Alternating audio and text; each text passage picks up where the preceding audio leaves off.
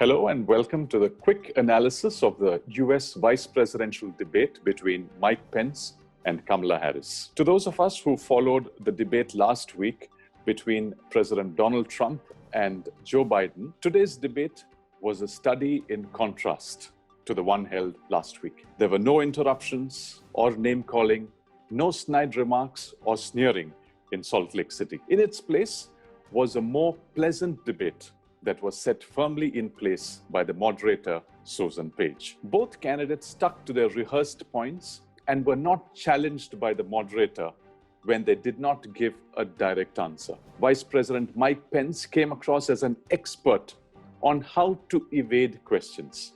Soft-spoken and polite, Pence repeatedly spoke on issues other than the question put to him.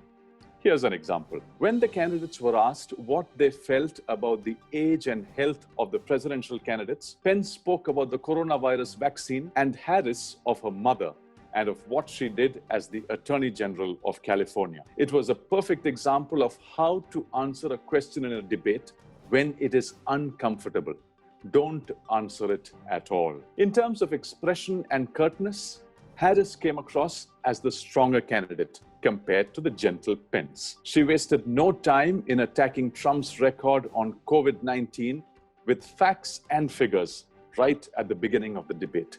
She said, "The American people have witnessed what is the greatest failure of any presidential administration in the history of our country. And frankly, this administration has forfeited its right to re-election based on this." The reply from Pence was studied and on expected lines. "I want the American people to know from the very first day, President Donald Trump has put the health of America first," Pence said, pointing to his ban on travel from China on January 31st, a month after cases first emerged in Wuhan. While the two candidates were largely cordial, there was friction over police and racial issues. After Pence called presumptions of systemic racism among police a great insult to the men and women who serve in law enforcement, Harris, a former prosecutor, responded sharply, "I will not sit here and be lectured by the vice president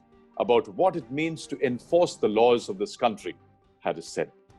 She noted Trump's reluctance to directly condemn white supremacy in last week's debate against Biden. 3 times during the debate, when Pence interjected while Harris was speaking, she was pointed in her reply, "Mr. Pence, I am speaking. I am speaking." Now, after defending the administration's response to the virus, Pence put Harris on the defensive with attacks on Biden's tax and environment plans and the accusation that Biden would try to add justices to the Supreme Court. Pence said, "From day one, Joe Biden is going to raise your taxes." Harris said, "That's not true." Now, in contrast to Trump's attacks on Biden and his family, Pence demonstrated calm and stability and congratulated Harris on the historic nature of her candidacy. The debate could have been livelier had the moderator pursued questions when they were not answered. With 2 minutes each per contestant for 9 topics, including climate change, economy, China, and racial justice, at times it seemed like a race against the clock and more of a question and answer session. In fact, the debate was an overcorrection of what we saw last week. Having said that, there were times when the candidates did come out strongly. As I said earlier, one was when Harris said, "I will not sit here and be lectured by the vice president on what it means to enforce the laws of our country." And Pence said, "You are entitled to your own opinions, but you are not entitled to your own facts." So who won the debate? In many parts, it was Kamala Harris who came out as a stronger candidate against the softer, gentle Pence. The debate between Pence and Harris is unlikely to change the presidential race, but viewers got a good idea of how strong the vice presidential candidates are.